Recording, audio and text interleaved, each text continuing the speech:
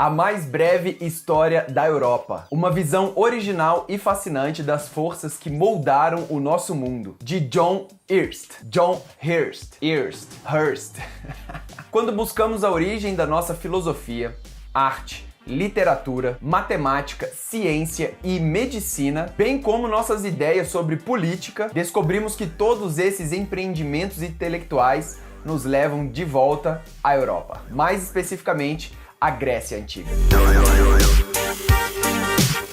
Olá, meu nome é Frederico Braga, bem-vindos ao nosso canal Ler é Verbo, e hoje vamos falar de um livrinho muito interessante. Ele não é tão pequenininho assim não. A Mais Breve História da Europa é um livro que, à primeira vista, parece ser muito um resumão do que vai ser a história da Europa, mas nada poderia ser mais falso do que isso. É uma análise muito perspicaz dos grandes movimentos artísticos, culturais, políticos, sociais que moldaram a Europa em um primeiro plano e num segundo plano moldaram também o mundo todo. E você vai lendo e você fala, cara, isso é Brasil, isso é muito Brasil, meu Deus do céu! Então o Brasil, ele realmente é descendente direto da cultura europeia. Inclusive, para homenagear nesse vídeo, a única coisa europeia que eu tinha era essa camiseta aqui de Portugal, mas que veio muito a calhar, que você depois vai entender este símbolo aqui da camiseta. Desculpe aí o traje mais esportivo hoje, mas não foi por acaso, foi justamente para fazer uma homenagem à Europa, vestido aqui o país de Portugal. Mas então vamos começar. O livro é dividido em 10 capítulos e esses 10 capítulos preenchem 3 sessões do livro. A primeira parte, para mim, é a mais interessante. Nela estão o capítulo 1 e o capítulo 2. O capítulo 1 fala da Europa clássica e medieval e o capítulo 2 fala da Europa moderna. A segunda parte do livro chama A História Mais Longa. Ele não analisa tanto os movimentos, as grandes conjunturas de movimentos sociais. Ele vai analisando os pontos mais relevantes da história, que vai do capítulo 3 ao capítulo 8. E a última parte chama Forças Destrutivas, fala dos movimentos sociais e revolucionários no capítulo 9, e no capítulo 10 fala das duas grandes guerras que aconteceram lá, a Primeira e a Segunda Guerra Mundial. Então por que eu digo que o primeiro capítulo é o mais interessante realmente, e é, a meu ver, o mais interessante? Porque essa abordagem dos grandes movimentos europeus e como que um foi levando ao outro, como que isso foi levando à formação da cultura, isso é fantástico. Isso a gente não aprende nos livros da escola. A gente fica aprendendo histórias de atores individuais e a gente perde o todo. É como se a gente estivesse vendo um filme muito perto da tela. A gente consegue ver aquele ator, tem alguma noção da história, mas o que ele faz é afastar e a gente conseguir ver Eu já falei grandes movimentos culturais, né? Grandes conjunturas. Eu acho que eu vou falar conjunturas muitas vezes ainda nesse vídeo. Já falei conjuntura? Eu vou mostrar pra vocês como que é esse pensamento que eu tô falando, que é o grande tesouro do livro. Espero que vocês fiquem curiosíssimos para ler e sugiro muito que leiam esse livro, que vai enriquecer demais a cultura de vocês. Então ele fala que a Europa, no começo, existiram três grandes forças que moldaram a Europa. A primeira força foi o pensamento lógico grego. A geometria é o modo mais rápido para você entender o quão inteligente eram os gregos. Porque a geometria que a gente aprende no colégio, ela é grega, né? Alfa, beta, gama, isso a gente tá falando em antes de Cristo, meu irmão. Ou seja, é um pensamento muito elaborado para uma galera que viveu há muito tempo atrás. O segundo elemento foi a religião cristã. Os judeus acreditavam em um único Deus. E esse era um conceito bastante incomum para a época. Os gregos e os romanos adotavam a crença mais difundida que haviam vários deuses existentes. Aliás, os judeus ainda acreditavam em algo mais extraordinário, que o seu Deus único cuidava deles de modo especial, que eles, os judeus, eram o povo eleito. Em troca, os judeus tinham que seguir a lei de Deus, cujo fundamento eram os 10 mandamentos. Os cristãos mantiveram os 10 mandamentos, que continuaram sendo o centro moral do Ocidente até pouco tempo. E o terceiro grupo nessa mescla europeia foram os guerreiros germânicos que invadiram a Europa a partir do norte. Então vamos resumir esses 3 elementos. Primeiro, o conceito grego de que o mundo era simples, lógico e matemático. Segundo, o conceito cristão de que o mundo é perverso e só Cristo salva. E terceiro, o conceito dos guerreiros germânicos, em que guerrear é divertido. E é essa a improvável mistura que é a base da civilização europeia. Numa época em que o cristianismo estava longe de ser a religião mais praticada no Império Romano, o imperador abraçou essa religião, deu dinheiro às igrejas e deu poder aos bispos. Então, 400 anos depois de Jesus ter sido pregado numa cruz, numa conturbada e distante província do Império Romano, o cristianismo tornou-se a religião oficial do Império. Oficial e única do Império. Então, esse foi o primeiro resultado da conexão daqueles três elementos. O Império Romano tornou-se cristão. 3 ou 4 séculos depois, já havia uma hierarquia completa da igreja, com bispo,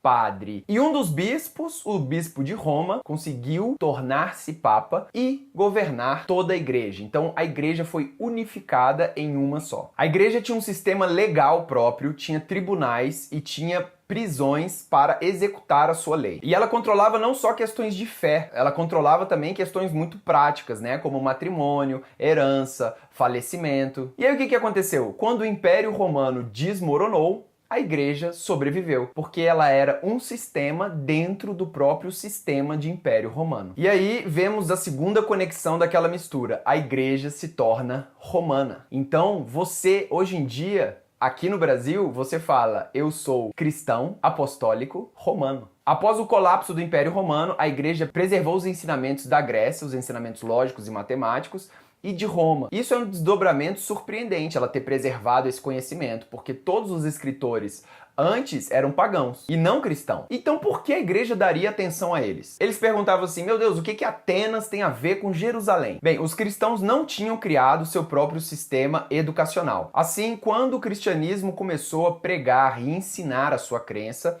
ele se apoiou no pensamento que já era muito comum e difundido em Atenas, na Grécia como um todo, de ensino. Usaram a filosofia e a lógica gregas. Genial, cara. Eles usaram a lógica de pensamento para justificar a própria igreja. E essa é a terceira conexão dessa mistura. A igreja romana preserva os conhecimentos gregos. Agora vamos falar dos germânicos. Quando os germânicos invadiram pelo norte o Império Romano, eles não queriam destruir, porque os germânicos não tinham essa cultura. Inclusive, se você vê aquele seriado Vikings, é bem por aí. Eles invadem, eles roubam, saqueiam, tacam fogo, pegam as mulheres, pega a comida, pega as cabras e tal e vão embora. Eles adoram fazer isso. Pra eles, guerrear é divertido. Pra plantar alguma coisa na terra, esperar aquilo nascer e tal, é chato, demora muito tempo. Eles preferem ir invadir um povo, dar umas porradas em alguém e levar de volta pro império deles. E eles eram iletrados. O problema foi que no século V, a invasão dos germânicos foi tão grande que eles praticamente acabaram com o Império Romano.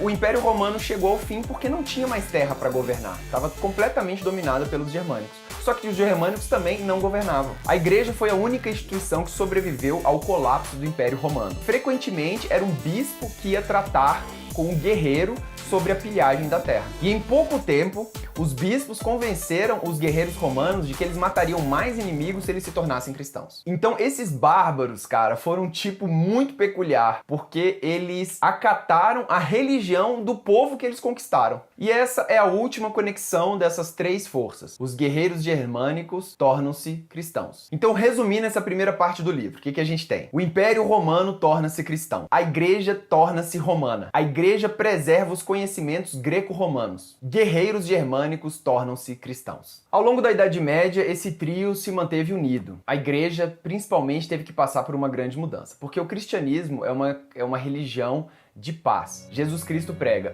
amai-vos os seus inimigos, ame o seu inimigo.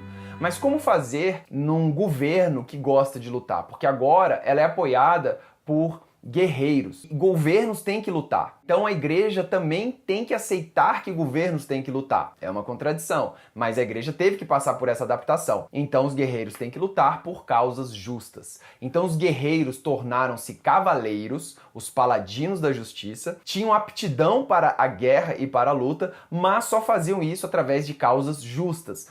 E quem falava que a causa era justa? A própria igreja. Então, um cavaleiro era coroado dentro da igreja. Ele recebia sua espada, recebia sua armadura e ele ia travar as suas guerras santas. A igreja praticamente o incentivava a combater os não cristãos. O que de fato é uma boa causa para a igreja, não para os não cristãos. Para a igreja. Para isso, ela promoveu as cruzadas à Terra Santa. Por quê? Porque a Terra Santa tinha caído nas mãos dos muçulmanos. Então tinha aquele bando de guerreiro lá, já tinham conquistado todo o território da Europa. Falava, meu irmão, é o seguinte, vamos fazer o seguinte, ó, tem um monte de muçulmano lá em Jerusalém, então vamos voltar para lá, descer o sarrafo em todo mundo e pegar novamente essa terra pra gente. E é por isso que hoje, se você vê como é que é Israel, ela é totalmente dividida, porque lá tem o templo cristão, tem um templo judaico e tem um templo muçulmano no mesmo lugar. Depois que os cavaleiros desapareceram da história, essa atitude cortês de fazer o bem no mundo e respeitar principalmente as mulheres de alta linhagem, um cavaleiro virou um cavalheiro. Então, um cavalheiro é um descendente de um guerreiro cristão. Então, o período medieval da Europa também é chamado de cristandade, porque os guerreiros germânicos tornam-se cavaleiros cristãos e os ensinamentos greco-romano dão suporte à doutrina cristã. A igreja,